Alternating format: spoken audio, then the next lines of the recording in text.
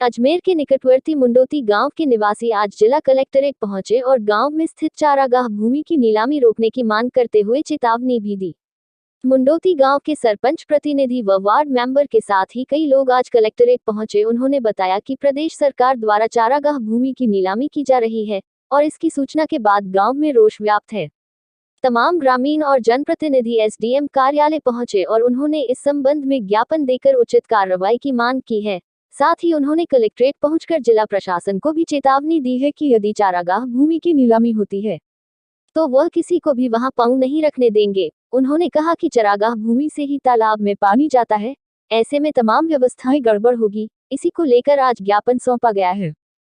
अब हम सभी मुंडोती ग्राम से हैं और मुंडोती ग्राम के सरपंच प्रतिनिधि, पंचायत समिति और चारों वार्ड मेंबर हम सभी लोग आए हैं गांव में और श्रीमान कलेक्टर महोदय से मिलने के लिए आए हैं। हम लोगों ने उपखंड अधिकारी किशनगढ़ को ज्ञापन दिया है, विधायक साहब टांप के कार्यालय में दिया है और हमारी मांग ये है कि हमारे गांव का जो चारागाह है, मुंडोती गांव में चारागाह है, उसकी बिना गांव के लोगों से पूछे और बिना कुछ जानकारी के सरकार ने नीलामी के लिए सूचना जारी की है, जिसका नीलामी में 11 प्लॉट जारी किए हैं, जिसकी संख्या 95 से लेकर 105 है। जो 12 तारीख का निदेशालय खान विभाग उदयपुर का नोटिस है, उसके तहत तो हम सब लोग उसके विरोध में हैं, क्योंकि वो जो चारागाह हमारे गांव का है, एकमात्र चारागाह हमारे गांव में बचा है। इससे पहले भी हमारे गांव के चारागाह में राजस्थान केंद्रीय विश्वविद्यालय बना, तो अब हमारे गांव के लोगों के पास गायें चराने के लिए या खनिज के लिए या फिर खेत के लिए या कुछ भी जाने के लिए जगह नहीं बचेगी। तो हम सभी ग्रामवासी इस चीज़ को लेकर बहुत आक्रोशित हैं। कल रात को हमारे जब गाँव वालों को ये चीज़ पता चली तो रात को 7 बजे सारे गाँव एकत्रित हुआ।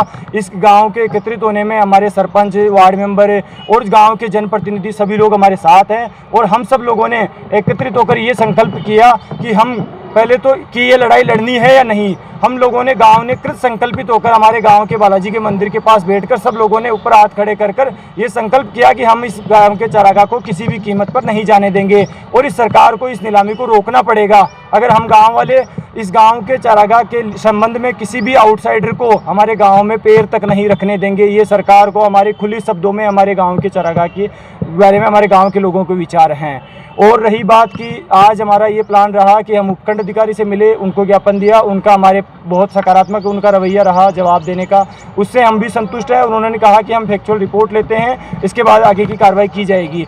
तो उसके बारे में बाद में हम एमई ऑफिस आए, जो एमई साहब हमें मिले नहीं, हम 1.5 घंटा तक वहाँ इंतजार किए, फिर उसके बाद हमें कलेक्ट्रेट तक आना पड़ा और हम माननीय जिलाधिकारी से मिलकर जाएंगे। बाहर गाँव के सभी लोग, महिलाएं, बुजुर्ग, बच्चे, विशेष रूप से बुजुर्गों ने इस चारागाह के लिए जो लड़ाई लड़ी है पिछले 60 साल आज़ादी के बाद से, ये आज अजमेर ज़िले का सबसे बड़ा बांध है। वहाँ पे उस बांध में पानी की आवक वहीं से हो रही है, उसी चारागाह से। अगर ये चारागाह में नीलामी होती है तो वो चारागाह पानी नहीं आएगा, पानी नहीं आएगा तो हमारे गाँव में पीने की पानी की समस्या होगी, खेती के लिए जो सिंचाई की जाती है वो सिंचाई नहीं होगी, तो हमारा गाँव बर्बाद हो जाएगा, उससे अकाल ग्रसित हो जाएगा, पीने का पानी नहीं होगा, सिंचाई के लिए पानी नहीं होगा। इस विरोध में हमारे गाँव वाले आए हैं और आप मीडिया वालों का बहुत बहुत धन्यवाद और आप इतना कवरेज देंगे तो हमारे गांव की। मेरा नाम हरीश कुमार है, मैं गांव का एक प्रतिनिधि हूं, इसके अलावा और कुछ भी नहीं, और सभी गांव एक है।